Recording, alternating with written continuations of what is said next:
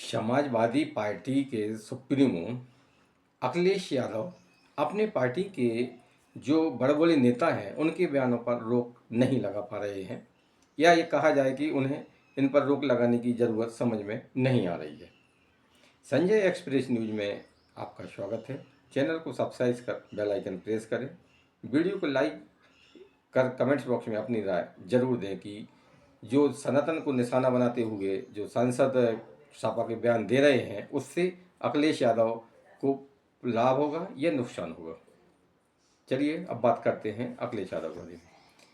अखिलेश यादव एक ऐसे नेता हैं कि जो उनकी पार्टी के नीचे के नेता हैं, सांसद हैं, वो कुछ भी बयानबाजी करते रहते हैं लेकिन वे खामोश रहते हैं।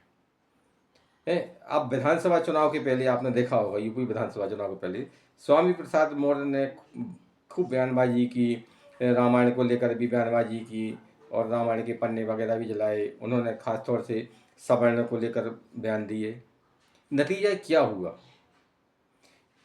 स्वामी प्रसाद मौर्य के बयानों से हिंदू वोटर इसलिए तर नाराज हुआ, खासतौर से सवर्ण वोटर, कि उन्होंने समाजवादी पार्टी से किनारा ही कर लिया और उसी का नतीजा हुआ कि भाजपा दूसरी बार यूपी में सरकार बनाने में कामयाब हो गई। जो काम विधानसभा चुनाव के पहले स्वामी प्रसाद मौर्य ने किया था, अब वही काम रामजी लाल सुमन कर रहे हैं। रामजी लाल सुमन ने पहले राणा संगा पर एक विवादित बयान दिया, उनको गद्दार बताया। उसके कारण पूरा जो ठाकुर समाज है, राजपूत समाज है, वो उनके खिलाफ हो गया और समाजवादी पार्टी को राजपूतों की नाराजगी बहुत महंगी पड़ेगी। ये बात अभी से दिखने लगी है। आगरा में जिस तरह से करणी सेना ने राजपूतों को इकट्ठा करके अपनी ताकत दिखाई, उससे तो अखिलेश यादव के होश ही गायब हो गए। लेकिन रामजी लाल सुमन है कि वे सुधरने का नाम ही नहीं लेते हैं। इस बार उन्होंने फिर सनातन धर्म को टारगेट किया। उनका कहना है कि आप हर मस्जिद में आप अगर मंदिर ढूंढोगे तो हर मंदिर के नीचे एक बौद्ध मठ मिलेगा। ये किस तरह का बयान है? क्या हिंदू एक आक्रता है या आक्रमणकारी है? उन्होंने बौद्ध मठों को तोड़कर मंदिर बनाए हैं। इस बात का कोई प्रमाण है रामजी लाल सुमन के पास में कि हिंदू मंदिरों के नीचे बौद्ध मठ हैं? कि आप फिर भी कोई भी बयान दे देते हैं? अखिलेश यादव को अभी इस बयान की गंभीरता समझ में नहीं आ रही है।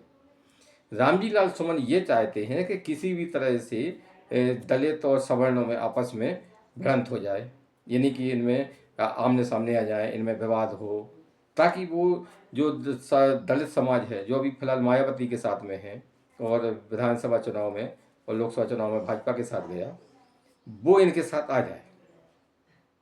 इसीलिए ये बौद्ध धर्म के बहाने बौद्ध धर्म और हिंदू धर्म को टारगेट कर रहे हैं।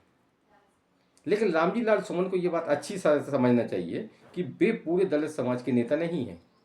वे कुछ भी कह देंगे, दलित उनकी बात पर आंखें मूंद कर भरोसा कर लेंगे। मायावती अभी तक दलितों की सबसे बड़ी नेता है, इसमें कोई दो राय नहीं है। समाजवादी पार्टी के ये बड़े बड़े सांसद हैं, जिस तरह से सनातन को ये टारगेट कर रहे हैं और जिस तरह से स्वामी प्रसाद मौर्य ने भी सनातन को टारगेट किया था, तो विधानसभा चुनाव में समाजवादी पार्टी का क्या हाल हुआ था।